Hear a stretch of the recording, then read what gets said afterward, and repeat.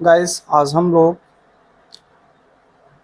Fundamental unit of life के एक और एपिसोड में पार्टिसिपेट हो रहे हैं।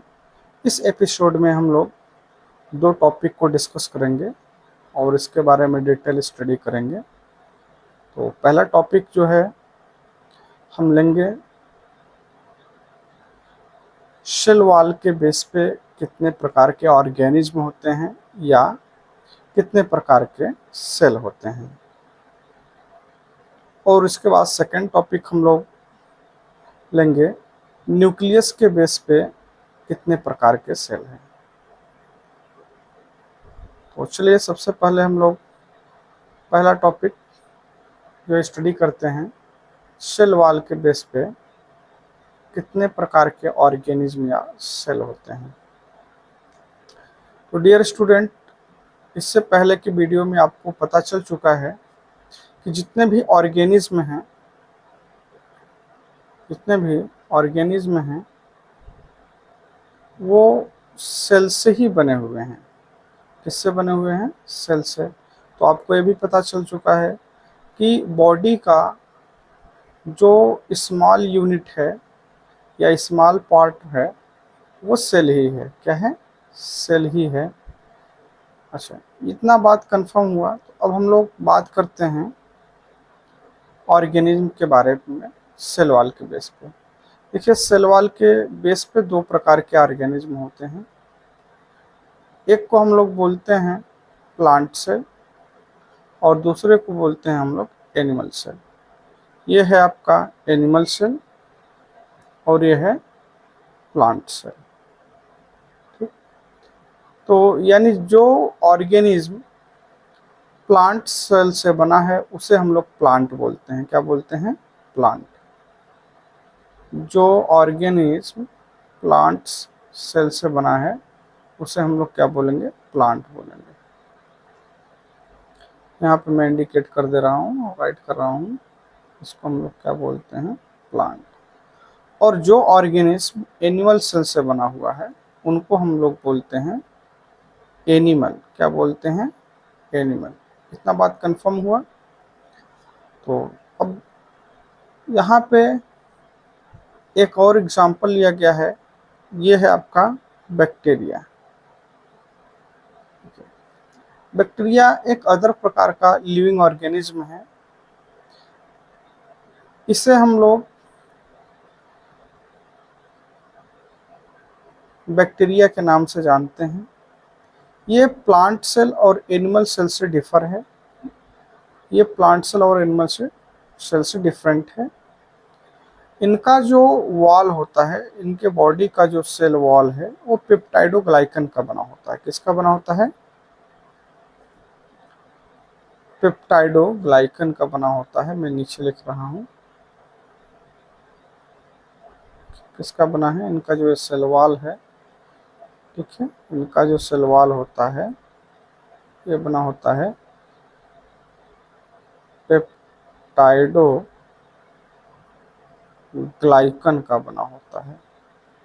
ठीक है, ये है पेप्टाइडोग्लाइकन का बना होता है। और जो प्लांट का सेल वॉल है, ये जो प्लांट का सेल वॉल होता है ये सेलुलोज से बना होता है। किससे बना होता है? सेलुलोज से बना होता है। इतना बात कंफर्म हुआ।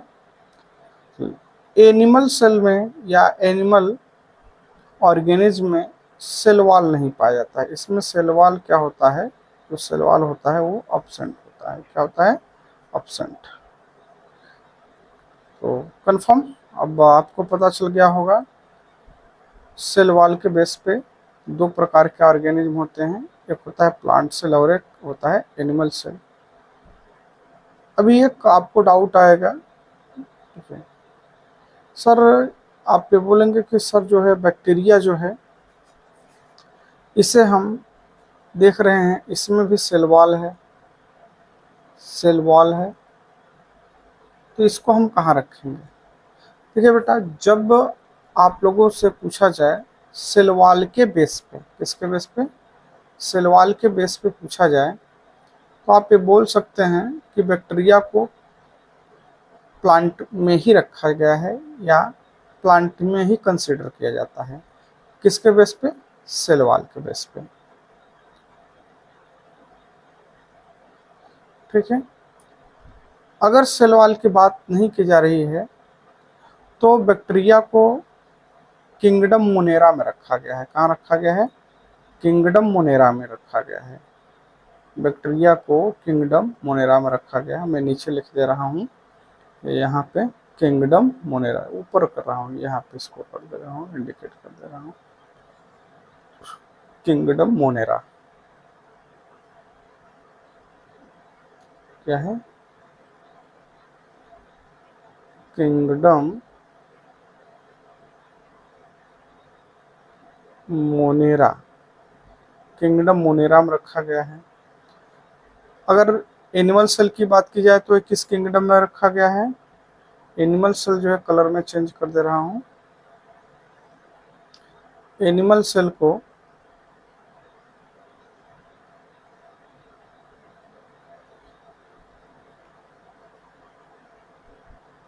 किंगडम एनिमलिया में रखा गया है।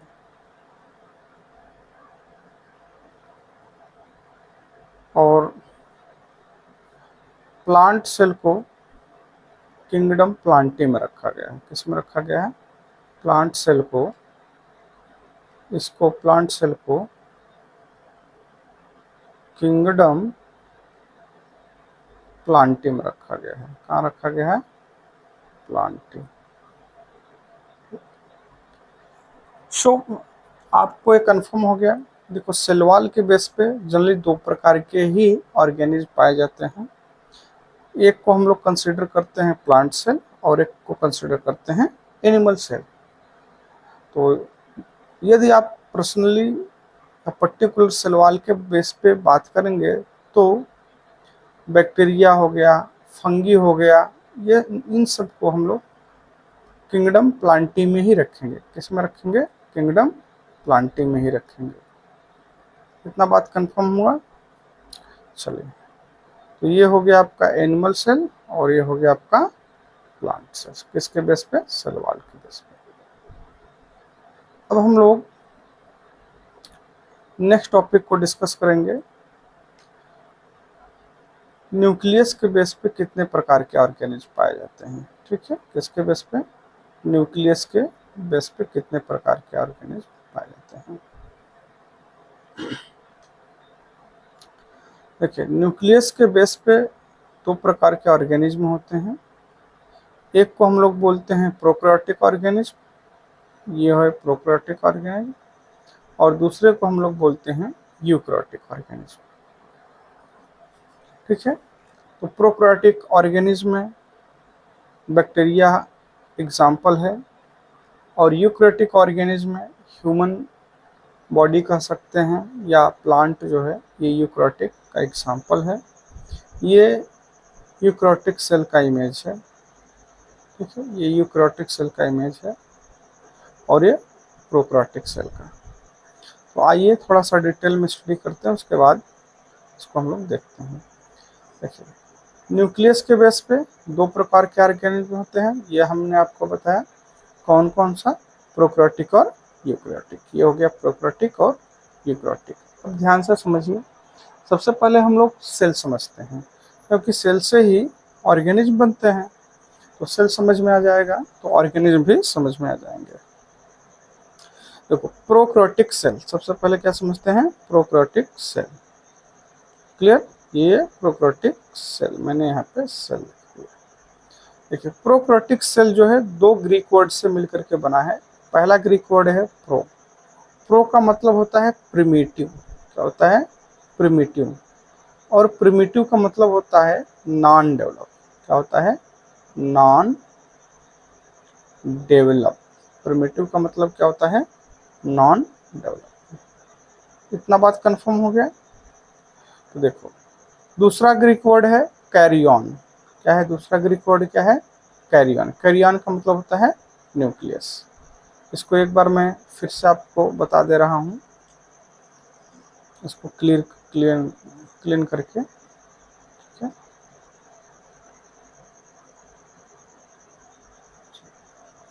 देखिए प्रोकैरियोटिक जो है ये दो ग्रीक वर्ड से बना हुआ है। पहला ग्रीक वर्ड क्या है? प्रो। क्या है? प्रो। प्रो का मतलब क्या होता है? प्रिमिटिव। क्या है?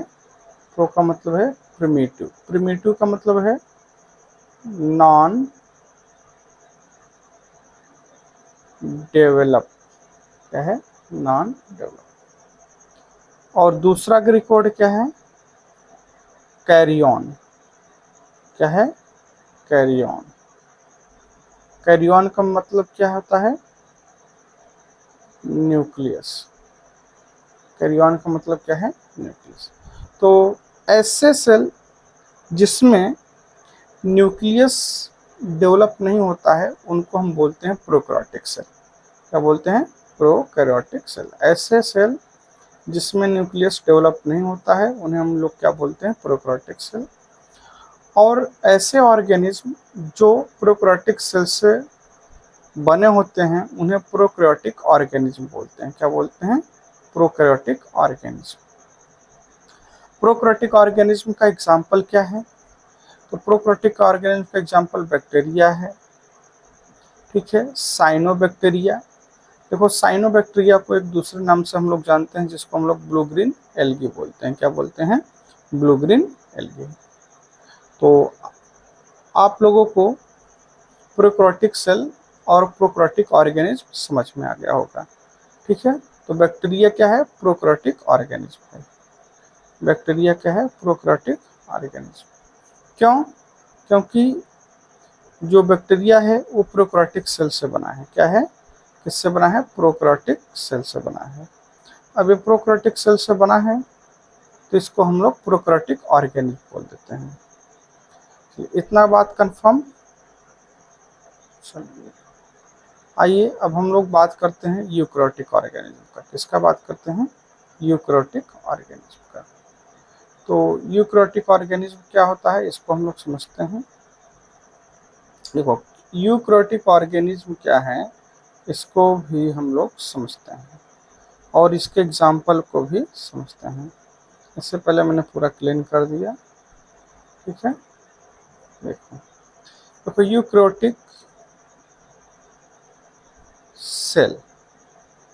सेल समझेंगे उसके बाद ऑर्गेनिज्म। तो यूकैरियोटिक जो वर्ड है ये भी दो ग्रीक वर्ड से बना है। ठीक है, पहला ग्रीक वर्ड क्या है? यू। यू का मतलब होता है ट्रू। क्या होता है? ट्रू। या इसको आप बोल सकते हैं वेल डेवलप। क्या बोल सकते हैं? वेल डेवलप बोल सकते हैं। क्या बोल सकते हैं? Well develop. ये पहला हो गया। दूसरा क्या है? दूसरा सेम वर्ड आएगा कैरी ऑन का। किसका आएगा? Carry on. कैरी ऑन का मतलब क्या होता है? न्यूक्लियस है। क्या है? कैरी ऑन का मतलब है न्यूक्लियस। क्या है? न्यूक्लियस। ठीक, मतलब ऐसा सेल जिसमें न्यूक्लियस जो है वेल डेवलप होता है उसको हम लोग बोलते हैं यूकैरियोटिक सेल। क्या बोलते हैं? Eukaryotic cell. कंफर्म? ऐसा सेल जिसमें न्यूक्लियस वेल डेवलप होता है उसको हम लोग क्या बोलते हैं? Eukaryotic cell. चलिए अब यूकैरियोटिक सेल के एग्जाम्पल और ऑर्गेनिज्म को समझते हैं। देखो अब यूकैरियोटिक सेल से जितने भी ऑर्गेनिज्म बने होते हैं उन्हें हम लोग क्या बोलेंगे? Eukaryotic organism. क्या बोलेंगे? Eukaryotic organism. सबसे पहले हम बात करते हैं अपने बारे में। यदि ह्यूमन बीइंग की बात की जाए, किसकी बात की जाए? ह्यूमन बीइंग की। तो ह्यूमन बीइंग क्या है? यूकैरियोटिक ऑर्गेनिज्म है। क्या है? यूकैरियोटिक ऑर्गेनिज्म है। क्यों? क्योंकि